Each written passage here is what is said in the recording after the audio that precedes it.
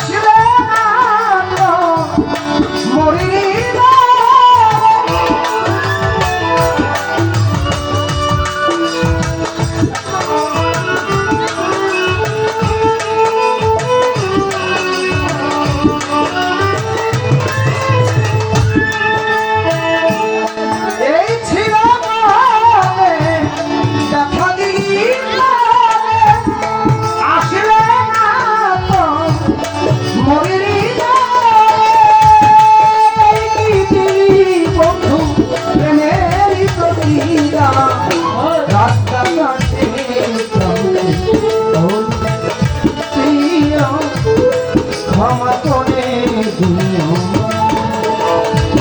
যদিও কোনদিন ভুল করে থাকি ক্ষমা করে দিও ক্ষমা করে দিও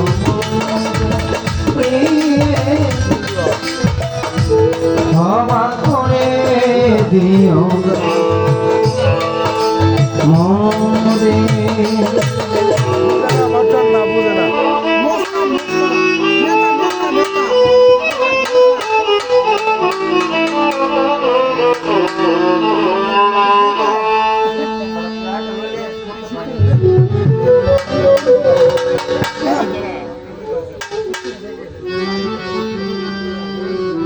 অত্যন্ত চমৎকার ভাবে আমার যাহা গানের ভিতরে চাওয়ার ছিল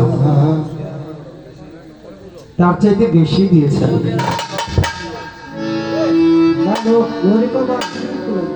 গুরুবাদী মানুষের যারা তরিকতপন্থী মানুষ যারা যারা সঙ্গীত আহরণ করে তর্জমা করে তার উপর আমল করে নিজেকে তার উপরে দায়ী রাখে ফিরাদের জন্য বাউল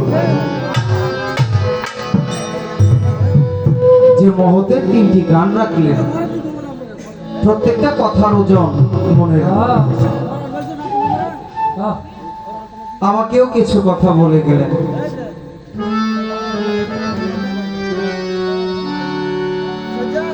একটা গান আছে বাবা, পীরের বাড়ি ভক্তের কাওয়াজে কইরা সেজিয়ারত সে হই আছে মানুষ প্রধান পাইছে আল্লাহ নিয়াম আলী কাবু বিরাল কাবা খানায়ে কাবা হইতে উত্তম একজন মুমিন ব্যক্তির কাজ যেখানে আমার মাওলা বসবাস।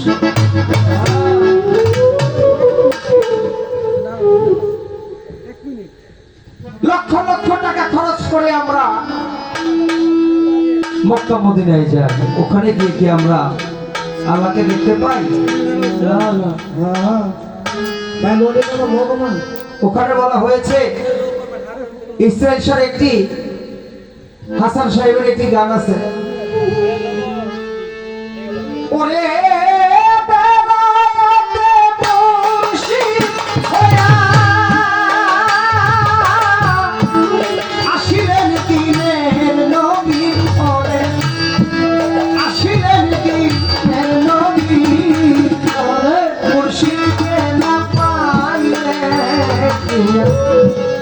রাসূল পাবি মুর্শিদকে না পাইলে রাসূল পাবি রাসূল জন্ম নিলেন মক্কা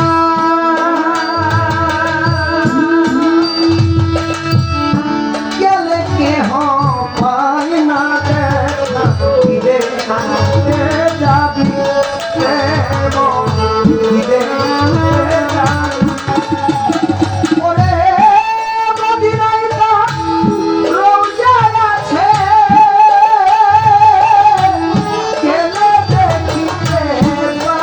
দেব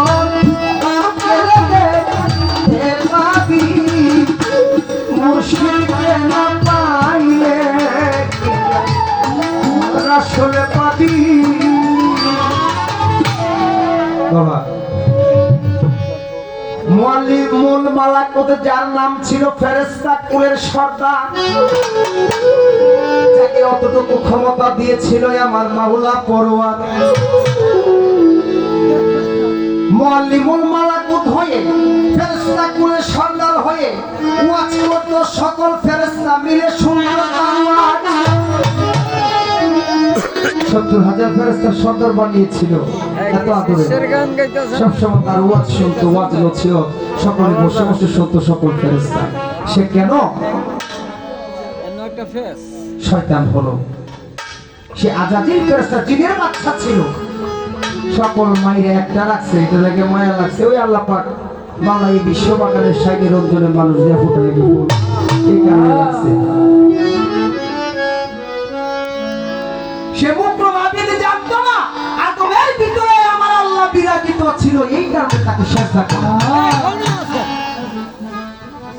আমি ওই মন মানসিকতা নিয়ে আপনাকে সেজদা করেছি। আমি জানি একটা হচ্ছে জলিল কাবা, একটা হচ্ছে খলিল কাবা, দলিলেতে পাই ইব্রাহিম খলিলুল্লাহ যে কাবা বানিয়েছে ইট পাথর দিয়া, আমার মাওলা এই জলিল কাবা বানিয়েছে পঞ্চধাতু দিয়া।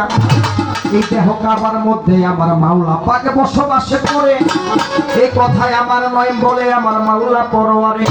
আর ইকরাবু মিনাল কাবা, খানায়ে কাবা হইতে একটা মুমিন ব্যক্তির কাল অতি উত্তম। তাই আমরা ভক্তি শ্রদ্ধা করি, আমার গুরুর চরণ সর্বদাই উত্তম। ওই হিসেবে আমি আপনাকে ভক্তি করেছি। আর ফুল একটা হচ্ছে মেজাজি বাবা আনুষ্ঠানিকতা, আর একটা হাকিকত। একটা হচ্ছে আনুষ্ঠানিক মেজাজি যাকে বলে, আর একটা হচ্ছে হাকিকত। মেজাজিটা আনুষ্ঠানিকতাটা হচ্ছে ফুল, কারণ আমার মাওলা পাক আমার রাসূলকে সৃষ্টি করেছে। যখন রাসূল কারীম সাল্লাল্লাহু আলাইহি ওয়াসাল্লামের যত ভক্তবৃন্দ ওরা রাসূল ছিলেন, সকলকে বললো তোমরা কেউ হাদিয়া না নিয়ে তোমরা কেউ গুরুর বাড়িতে আমার বাড়িতে আসবে না। একটা মাটির চাকা হইলেও নিয়ে যাইতে হবে, ওই ফুলটা হইলো আমার দক্ষিণ, কারণ গুরু দক্ষিণা দিতে হয়। ওই ফুলটা ছিল আমার দক্ষিণা, ভক্তিটা ছিল খানায়ে কাবা হইতে অতি উত্তম। একজন মুমিন ব্যক্তির কাল্প যে কলবে আমার মাওলা বসবাস করে। আমি তো আমার গুরুকে গোবিন্দ রূপে স্রষ্টা রূপেই বুঝেছিলাম, ওখান থেকে আমার আমাকে আমার ভাই বলেছে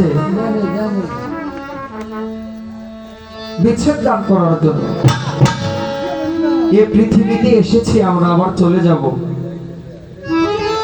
এসেছিলাম আবার চলে যাব, কিন্তু মাঝখানে যে জায়গাটুকু আমরা কি করে গেলাম, কোথায় থেকে এসেছি, কোথায় যাব, এই চিন্তা করলে কিন্তু সবচেয়ে বড় বিচ্ছেদ নিজের মধ্যে সৃষ্টি হবে।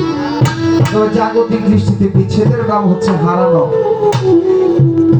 এরা একটা কথা মনে হয়েছে, যেহেতু আজকে মনের মতো পাইছি গুরুজি আমার আসরের ভিতরে, দুই একটা কথা জানার বাসনা জাগে আমার মনের ভিতরে। এত টাকা দিয়ে ভাইনা করে আছি, একবার ভাই দুই একটা কথা জানার তো দরকার আছে, আমার ভক্ত সম্প্রদায়ও জানবো। আচ্ছা বাবা, যেহেতু আজাজিলের কথাটা উঠে গেছে,